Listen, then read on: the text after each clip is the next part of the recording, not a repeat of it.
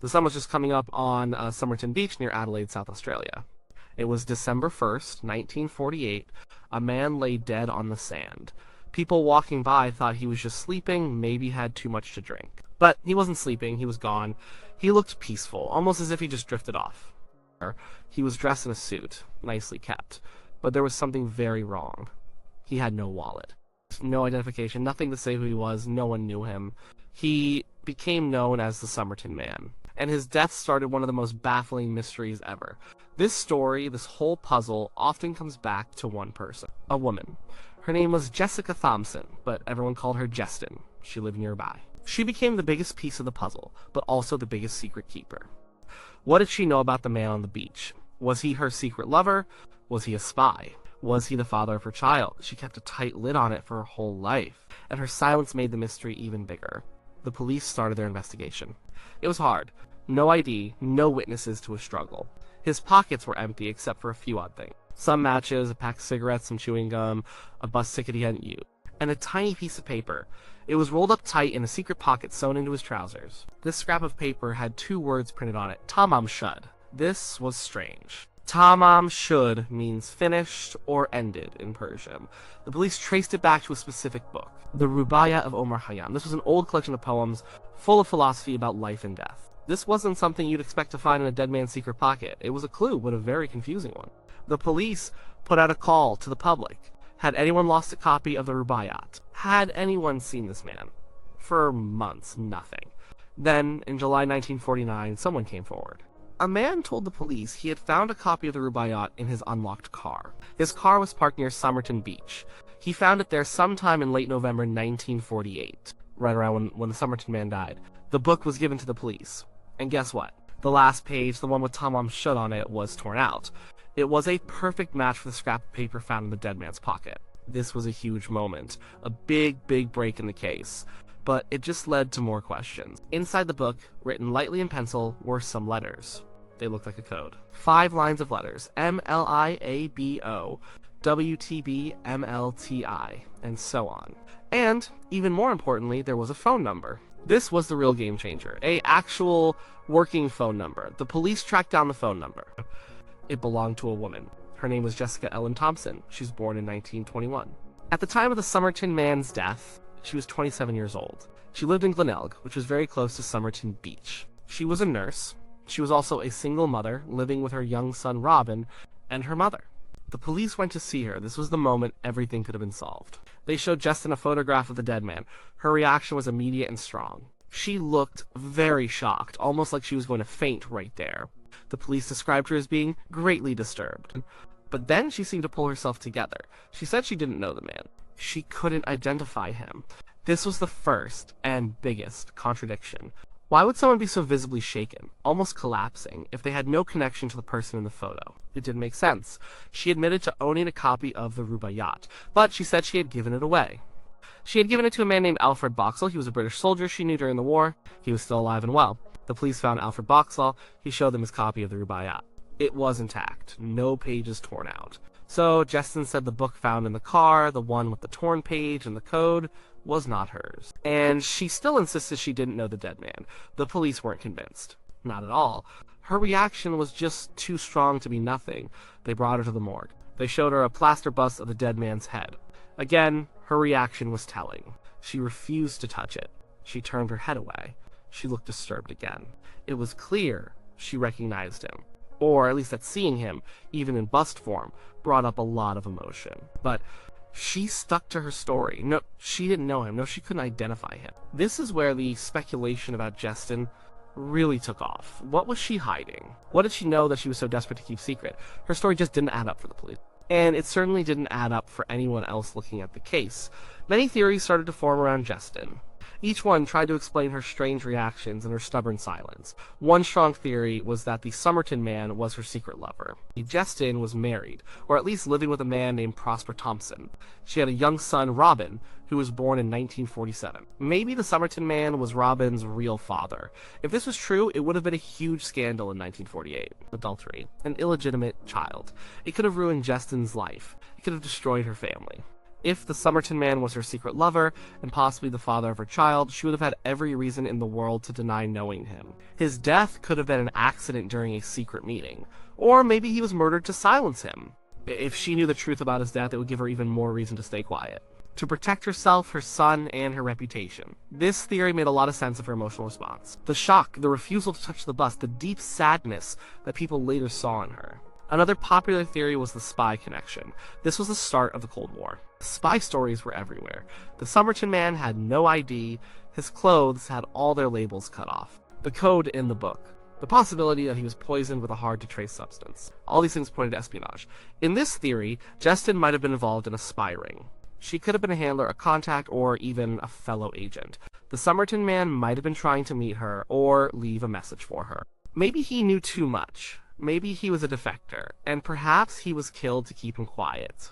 If Jestyn was part of this world, admitting she knew him would put her and her family in grave danger. The spies don't just disappear, they could be hunted. This would be a very powerful reason for her to keep absolutely silent. Her daughter later said that Jestyn had not ordinary friends, and that she spoke Russian. This added fuel to the spy fire. A third idea was that she recognized him, but didn't know him well. Maybe he was a customer at her shop or someone she saw around town, but this doesn't explain the extreme emotional reaction. You don't nearly faint and refuse to touch a bus just because you recognize someone casually. Her reaction was far too intense for a passing acquaintance. It suggested a much deeper, more personal connection. Then there was the idea that she was protecting someone else. Maybe she knew who he was, and that person was important to her. Her husband, perhaps. Or a close friend. What if that person was involved in the Somerton Man's death or in something illegal? Jestyn's silence could be an act of loyalty or self-preservation to protect someone she cared about from the law or from danger. The theory swirled, but Jestyn never gave a straight answer. She maintained her denial until the day she died. But the evidence, especially her own reactions, told a different story. One of the most compelling pieces of evidence against Jestyn's denial came from her son, Robin.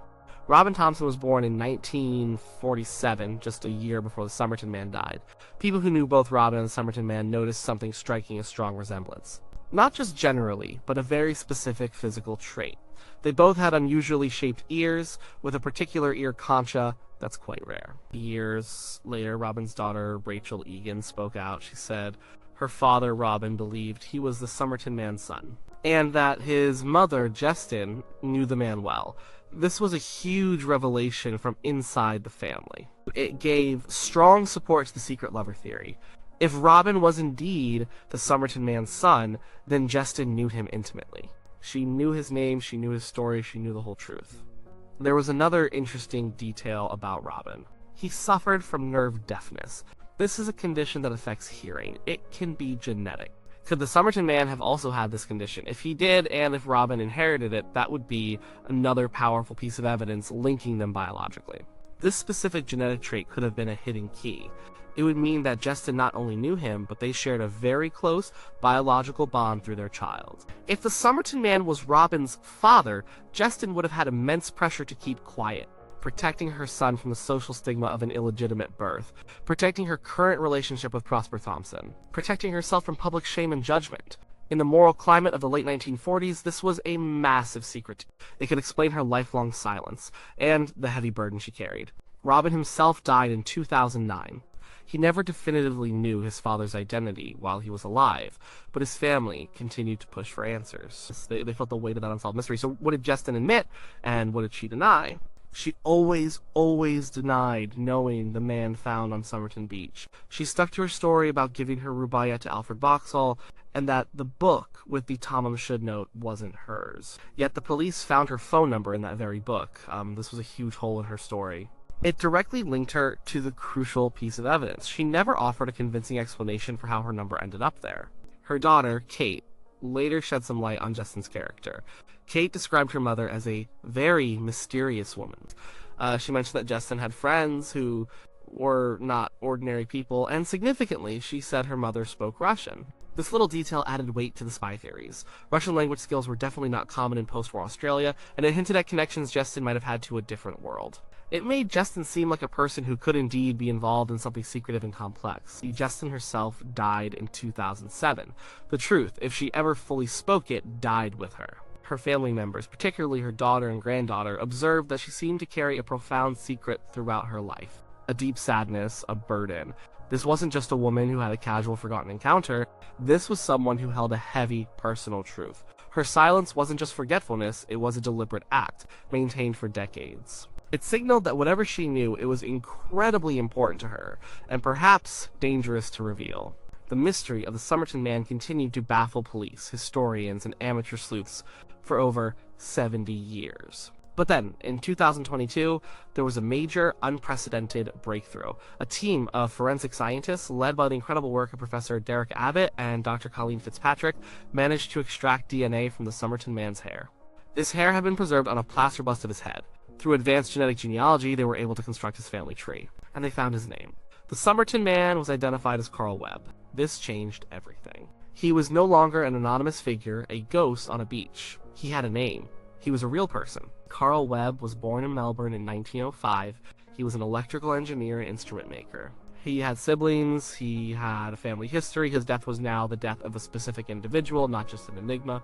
This discovery was monumental. It finally gave the Somerton Man back his identity. So, with this new knowledge, how does Carl Webb's identity change our understanding of what Jestyn knew?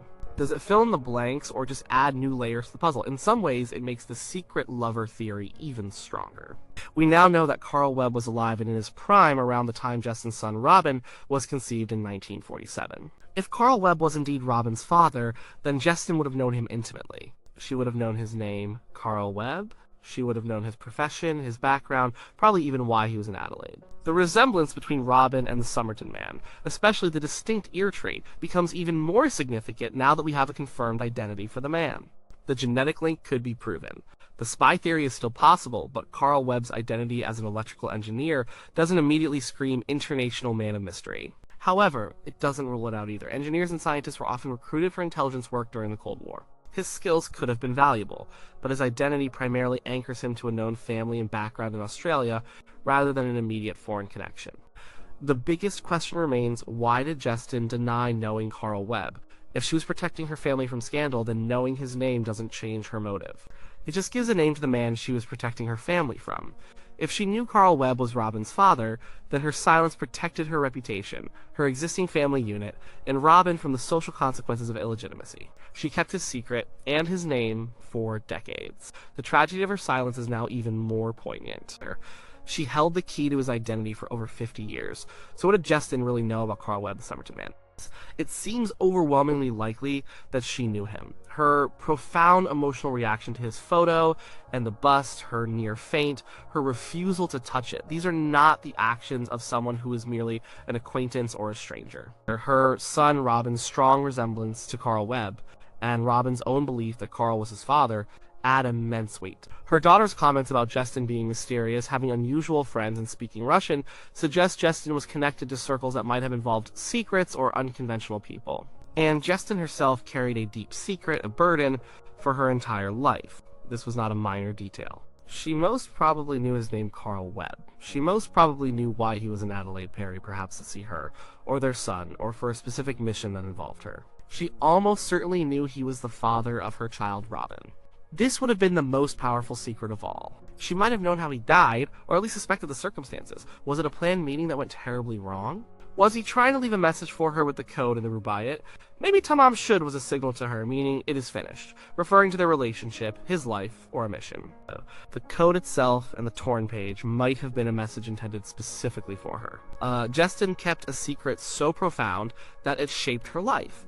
It protected her, her reputation, her family, and perhaps even their safety. The exact details of Carl Webb's death, the cause, the true meaning of the code, these things might still be unknowns. But her knowledge of him, of Carl Webb, now seems undeniable. She knew him as Carl Webb. She knew him as the father of her son. She knew him as a man connected to something deeply personal and possibly dangerous or scandalous. And she chose silence, for reasons she must have felt were absolutely vital.